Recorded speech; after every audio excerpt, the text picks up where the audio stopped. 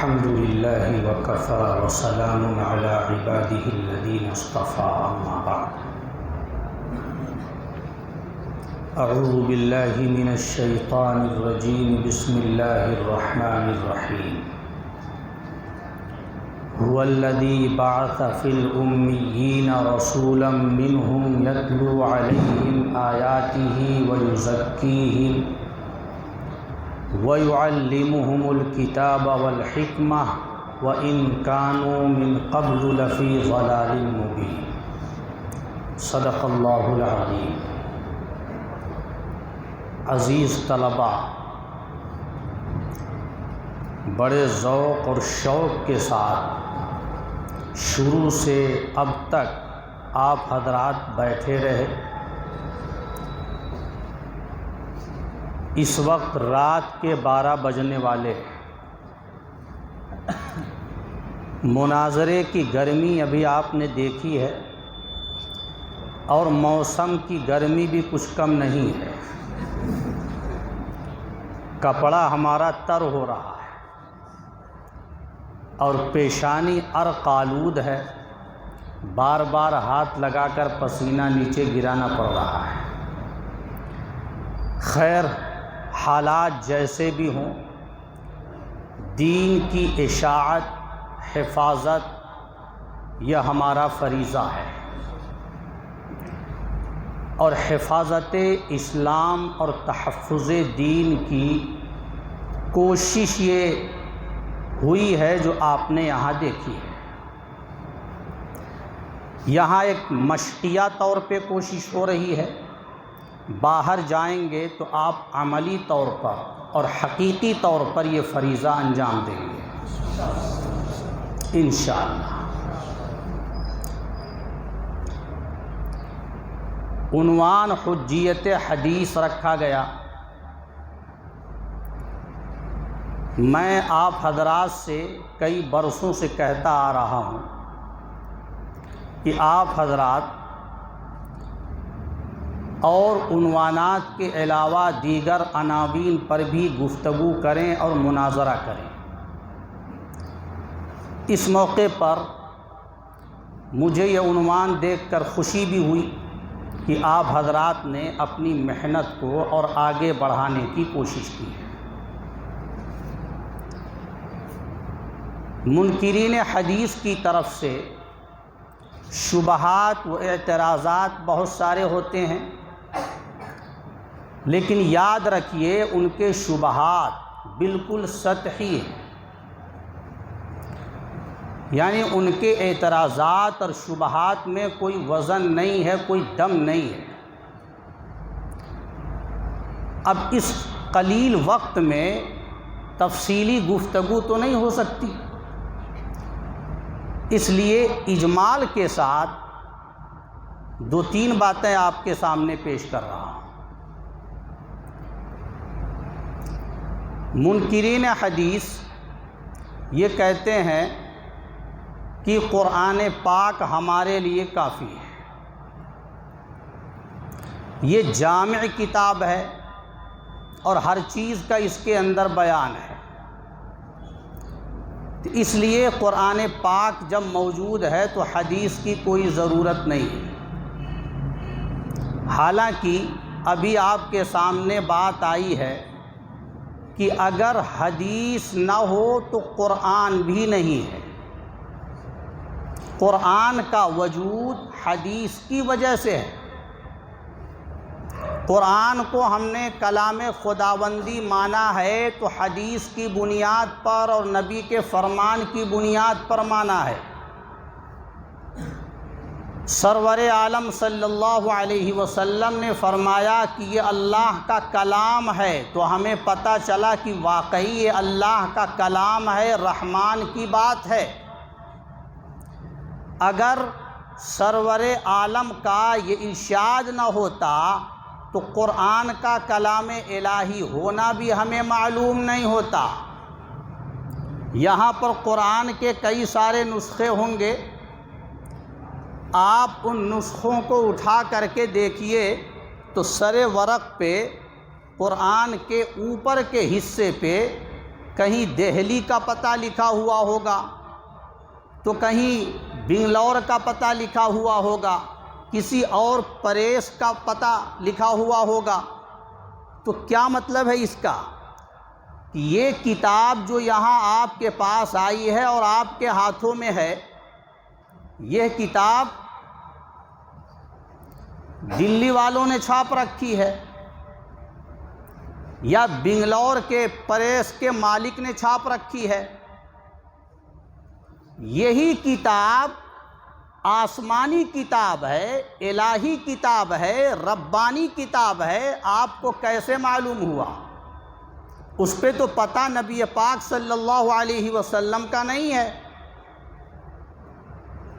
اس پہ ہمارے آقا و مولا کا حوالہ تو نہیں ہے، حوالہ تو انڈیا کے کسی پریس کا ہے، کسی مالک کا ہے، منیجر کا ہے۔ کیسے معلوم ہوا کہ یہ اللہ کی کتاب ہے؟ تو جب تک آپ نبی پاک صلی اللہ علیہ وسلم کے دامن سے وابستہ نہیں ہوں گے اور اپنے آقا و مولا کے ارشاد کو سامنے نہیں رکھیں گے، نبی کی بات کو حجت تسلیم نہیں کریں گے، حدیث پیغمبر کی اہمیت کو نہیں سمجھیں گے، قرآن پاک کی نہ اہمیت کو سمجھ سکتے ہیں نہ اس کا کتاب اللہ ہونا سمجھ سکتے ہیں۔ یہ کہہ دینا خالی کافی نہیں ہے کہ قرآن جامع ہے اور تمام چیزوں کا اس کے اندر بیان ہے، لہذا ہمیں حدیث کی ضرورت نہیں ہے۔ حدیث کا انکار دنیا میں وہی کر سکتا ہے جس کا اسکرو ڈھیلا ہو۔ انسان احمق ہوگا، وہ بے وقوف ہوگا، پرلے درجے کا نادان ہوگا جو حدیث کی اہمیت کا اور ضرورت کا اور حجت ہونے کا انکار کرے اور قرآن کو صرف کہے کہ یہ ہمارے لیے کافی ہے۔ حضرت عمران بن حسین رضی اللہ تعالی عنہ نے ایک شخص کو سمجھاتے ہوئے کہا، حدیث کی اہمیت کو بتلاتے ہوئے کہا کہ تم ظہر کی فرض نماز 4 رکعت پڑھتے ہو، یہ بتاؤ قرآن کریم میں کیا ظہر کی فرض نماز 4 رکعت ہیں؟ اس کا تذکرہ ہے؟ تم اس کا ذکر پاتے ہو؟ یہ تفصیل ملتی ہے تمہیں قرآن کریم کے اندر؟ ظاہر ہے ظہر کی 4 رکعت ہیں، فجر کی 2 رکعت ہیں، عصر کی 4 رکعت ہیں، یا مغرب میں 3 رکعت، یہ فرائض کی بات کر رہا ہوں میں۔ یہ تمام تر تفصیلات آپ کو قرآن کریم میں نہیں مل سکتی۔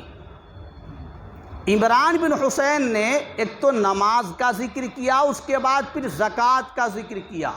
یہ بتاؤ زکوٰۃ کا حکم تو قرآن میں موجود ہے، لیکن کیا تفصیلات بھی ہیں؟ نہیں ہیں۔ تو قرآن کریم میں اجمال ہے، تفصیل آپ کو حدیث ہی میں ملے گی۔ بغیر حدیث کا سہارا لیے ہوئے قرآن کریم پر عمل کیا ہی نہیں جا سکتا، ممکن ہی نہیں ہے۔ قرآن کریم میں دستور بیان کیا گیا ہے، قانون بیان کیا گیا، قرآن کریم میں اصول بیان کیے گئے ہیں، اس کی روشنی میں دنیا بھر کے قیامت تک کے لاکھوں مسائل کا حل موجود ہے۔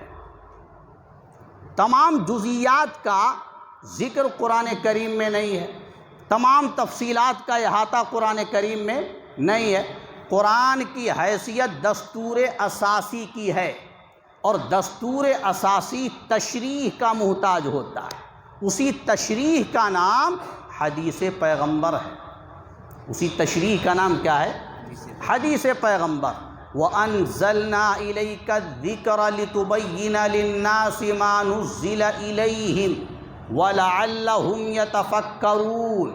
اے پیغمبر، ہم نے آپ کو قرآن دیا ہے، آپ کے قلب اطہر پر قرآن نازل کیا ہے تاکہ آپ لوگوں کے سامنے اس کے احکام و مسائل کھول کھول کر کے بیان کر دیں۔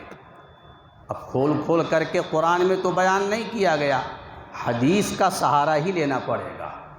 اللہ نے پیغمبر علیہ السلام کے فرائض منصبی کو ذکر کرتے ہوئے فرمایا سورہ جمعہ کے اندر، هو الذی بعث فی الامیین رسولا منہم، یہ آیت میں نے شروع میں پڑھی ہے، میں مختصر طور پہ اس کا تذکرہ کر رہا ہوں۔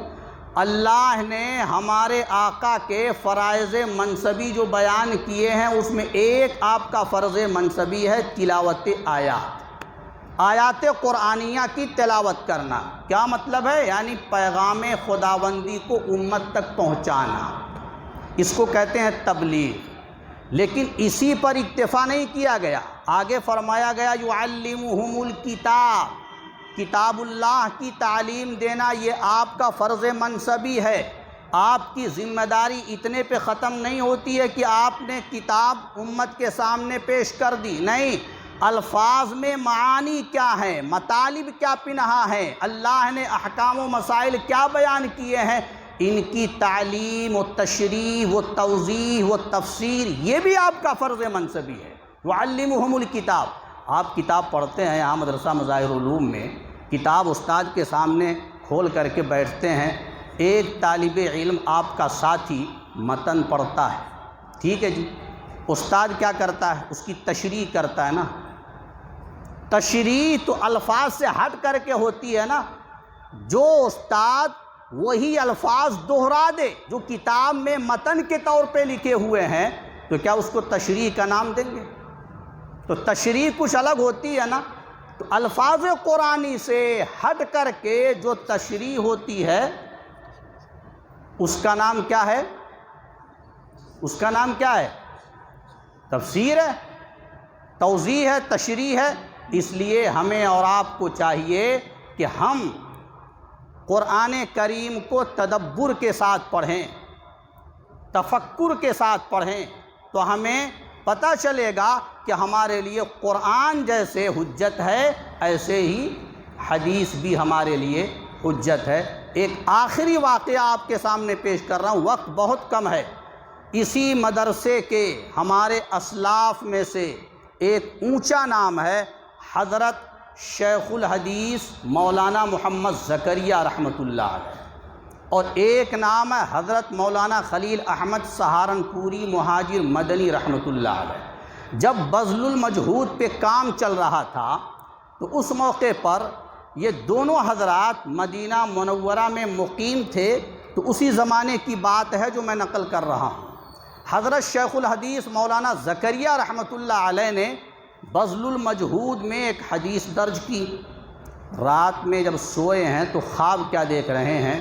سرور عالم فخر دو عالم حضرت محمد مصطفیٰ صلی اللہ علیہ وسلم فرما رہے ہیں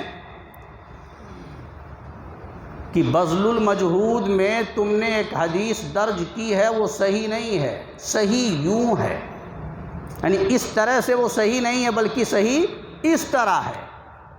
حضرت خواب سے بیدار ہوئے، اور دوسری طرف ان کے شیخ حضرت مولانا خلیل احمد سہارنپوری رحمۃ اللہ علیہ نے بھی خواب دیکھا۔ نبی خواب میں فرما رہے ہیں کہ فلاں مقام پر یہ حدیث اس طرح لکھی ہوئی ہے لیکن وہ صحیح نہیں ہے، صحیح اس طرح ہے۔ یہ دونوں حضرات خواب سے بیدار ہوئے۔ حضرت شیخ الحدیث نے لالٹین ہاتھ میں لی اور فوراً اپنے شیخ کے قیام گاہ اور رہائش گاہ کی طرف چل پڑے۔ اس زمانے میں یہ ٹیوب لائٹ اور یہ مرکریاں اور یہ بجلی کی چمک دمک یہ سب تو نہیں تھی۔ بجلی کی ترقی تو آج ہم دیکھ رہے ہیں نا، اس زمانے میں یہ ترقی نہیں تھی۔ ہوا کیا؟ حضرت چل پڑے اور ادھر سے حضرت مولانا خلیل احمد سہارنپوری رحمۃ اللہ علیہ وہ بھی حضرت شیخ سے ملنے کے لیے چل پڑے۔ دونوں حضرات کی ملاقات راستے میں ہوئی۔ وجہ پوچھی حضرت کیسے آئے؟ سب نے اپنا اپنا مقصد آمد بیان کیا۔ تو حدیث کی حفاظت کے سلسلے میں کتنی محنت و جانفشانی سے پہلے کے حضرات نے بھی کام لیا ہے اور بعد کے حضرات نے بھی کام لیا ہے۔ یہ دیوانگی اور عشق جو افراد میں ہم دیکھتے ہیں، یہ اللہ کی طرف سے عطیہ ہے، اور اللہ نے ہمارے اکابر میں یہ بات رکھی تھی کہ انہوں نے احادیث کی حفاظت کے سلسلے میں جان توڑ کوشش کی ہے۔ آج ہمارے سامنے قرآن محفوظ ہے، احادیث کا ذخیرہ محفوظ ہے الحمدللہ، اس میں اللہ نے ہمارے اکابر سے بڑا کام لیا ہے۔ ایسا ہو سکتا تھا کہ یہ حضرات صبح فجر کے بعد آپس میں ملتے اور رات کے خواب کا تذکرہ کرتے، لیکن نہیں، خیال یہ ہوا کہ کہیں یہ ذہن سے محو نہ ہو جائے، بات اگر ادھر ادھر چلی گئی تو حدیث کے سلسلے میں کہیں ہماری پکڑ نہ ہو جائے، فوراً تصحیح کی غرض سے رات کے 1 بجے کے وقت نکل پڑے۔ ٹائم کیا ہو رہا تھا؟ 1 بجے رات کا وقت تھا۔ اس لیے ہمیں بھی چاہیے، اللہ نے مظاہر العلوم جیسا علمی ادارہ ہمیں عطا فرمایا ہے، ہم یہاں رہ کر کے شوق اور ذوق کے ساتھ، محنت کے ساتھ تحصیل علم میں لگے رہیں اور اپنے اساتذہ کی قدر کریں۔ اللہ تعالی ہم سب کو علم نافع عطا فرمائے۔